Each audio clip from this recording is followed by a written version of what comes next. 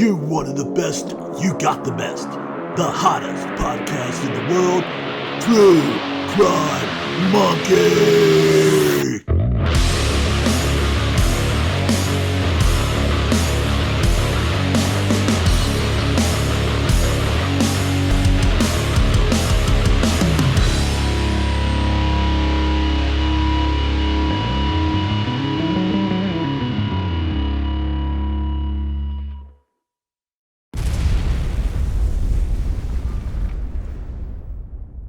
Thank you to all the True Crime Monkey fans tuning into this bonus episode to the Cheryl Coker case. We're calling this episode Through the Eyes of a Killer. Join me as we travel from the Coker home to the Kroger parking lot at 700 Spinning Road, where Cheryl's car was eventually found. Then we'll follow the path from the Kroger on Spinning Road back to the Coker home and behind the row of houses where the killer thought they would escape the security cameras at Spinning Hills Middle School. And finally, we'll take the journey that the killer most likely would have taken from the Coker home to the site that Cheryl's remains would eventually be found on Waynesville-Jamestown Road. When leaving the Coker home, it quickly changes into Harlan Place at this left-hand curve. The first intersection, where the killer would have made a right-hand turn, is Underwood Road.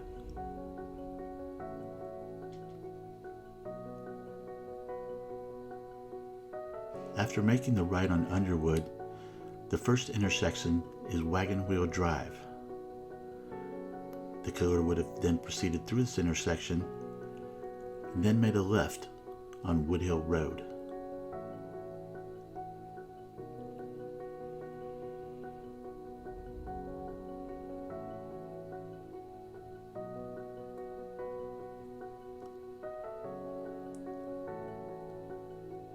Woodhill Road then makes a slight right-hand turn where it changes into Duquesne Avenue.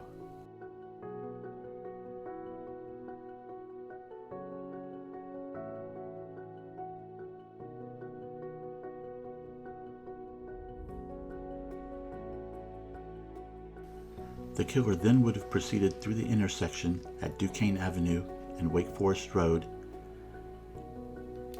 and then would continue on to the intersection of Duquesne and Spinning Road, where they would need to take a left.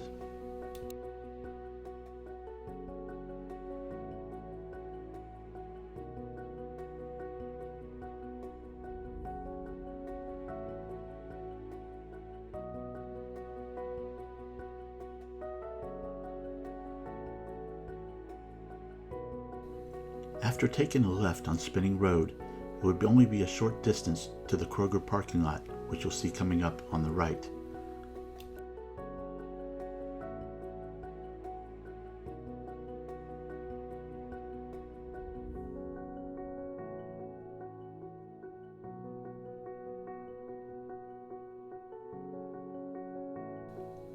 The killer would then make the right-hand turn into the Kroger parking lot and follow it to the back corner, where they would make a right-hand turn and park in the 8th parking spot from the actual building, in the last row.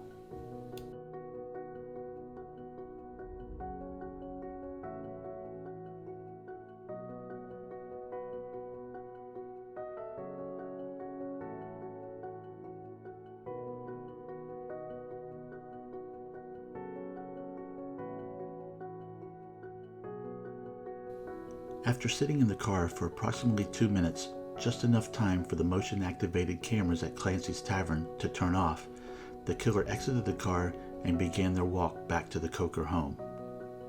I'm actually driving the path that the killer would have taken back to the Coker's neighborhood, but as we get closer to the Coker home on Christy Avenue, I'll put you in the eyes of the killer as we take a walk behind the row of houses before entering the Coker residence backyard.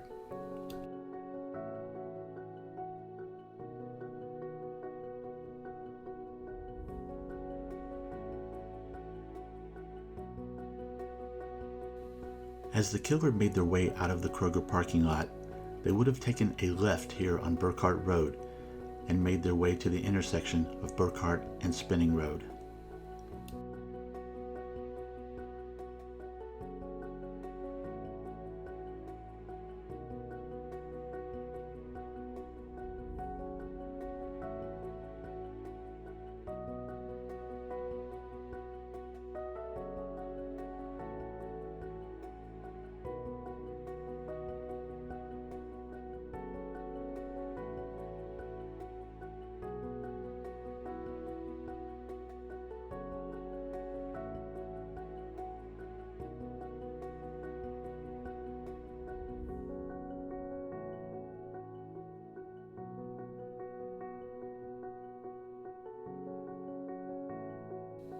After leaving the Kroger parking lot and walking about 15 minutes, the killer would have made a left onto Granville Place, walked a short distance, and Granville Place would turn into Monday Court at this right-hand turn.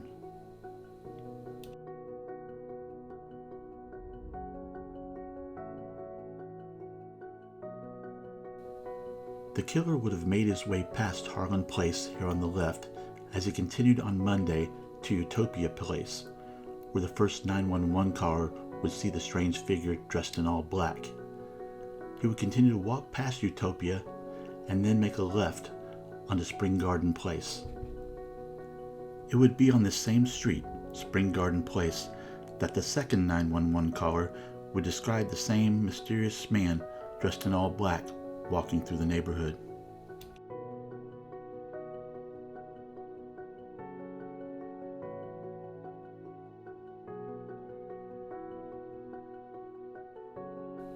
The killer would then come to the intersection of Spring Garden Place and Christy Avenue, the Coker Street, and continue straight ahead where the road dead ends into the back of Spinning Hills Middle School.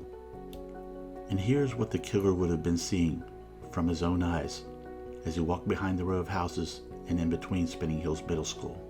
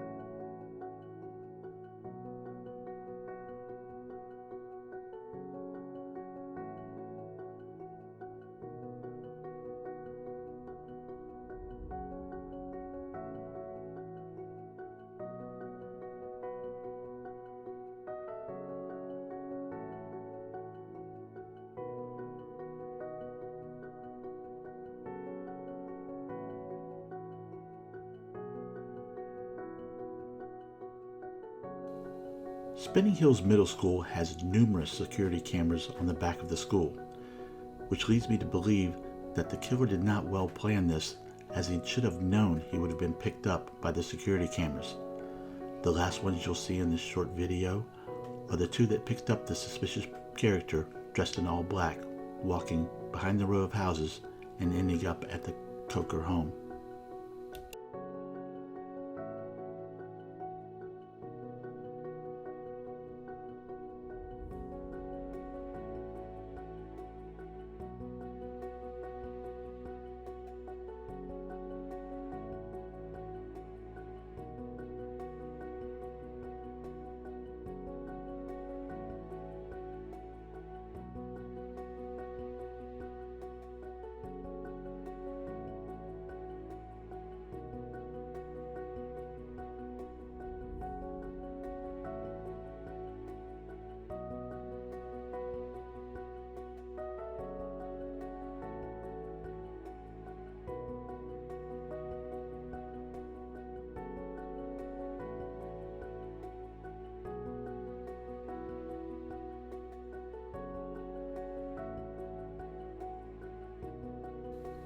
It is unknown at this time how the killer would have prepared Cheryl's body to be transported to the site that she would finally be found.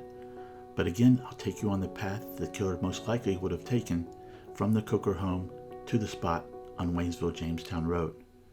After leaving the Coker home, the killer again made a right on Underwood Road, but this time made a quick right on Wagon Wheel Road. The killer then continued on Wagon Wheel to the intersection of Eastman Avenue and would make a right.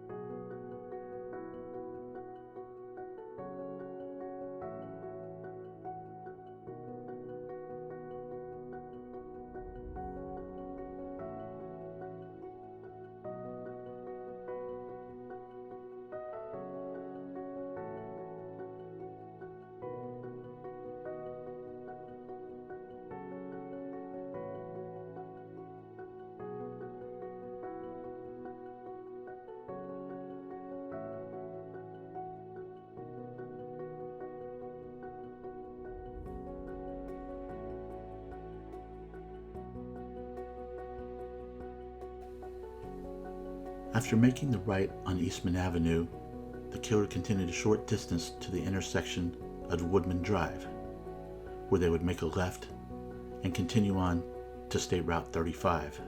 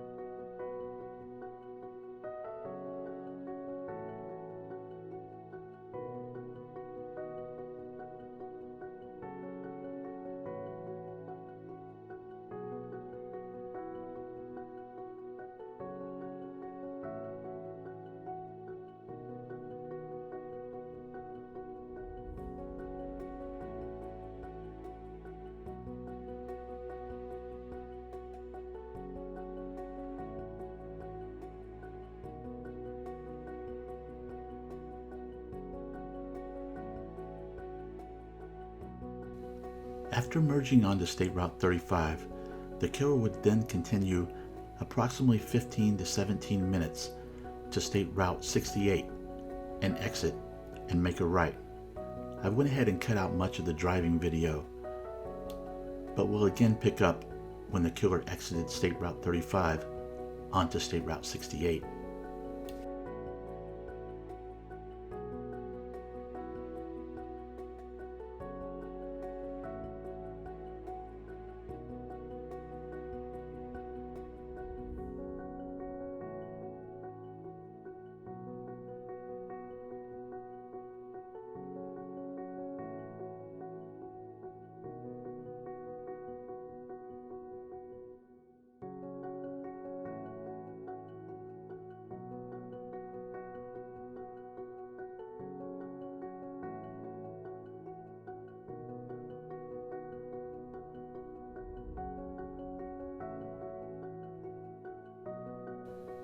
As the killer prepares to exit State Route 35 and make the right onto State Route 68, you can tell that we're really out in the country now. Not many houses, very secluded.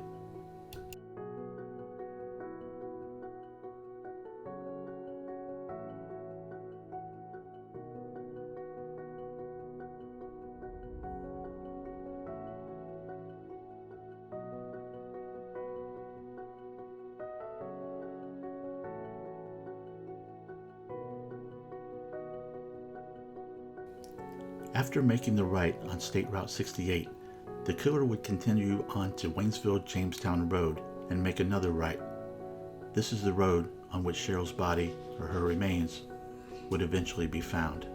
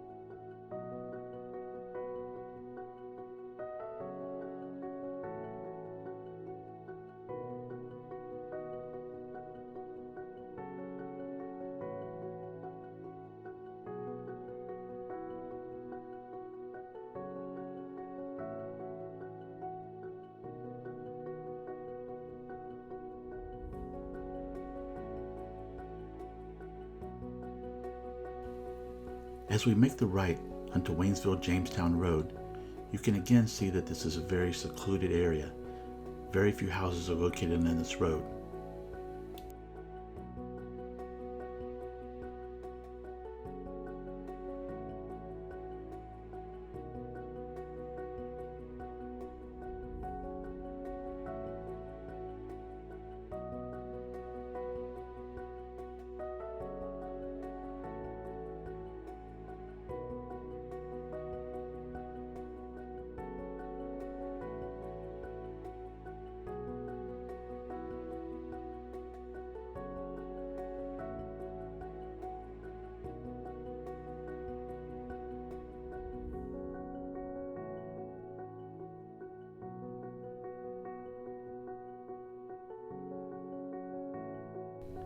As we come up to the next curve, just after the guardrail and the wooded area on the right, you'll see the location that Cheryl's remains were found.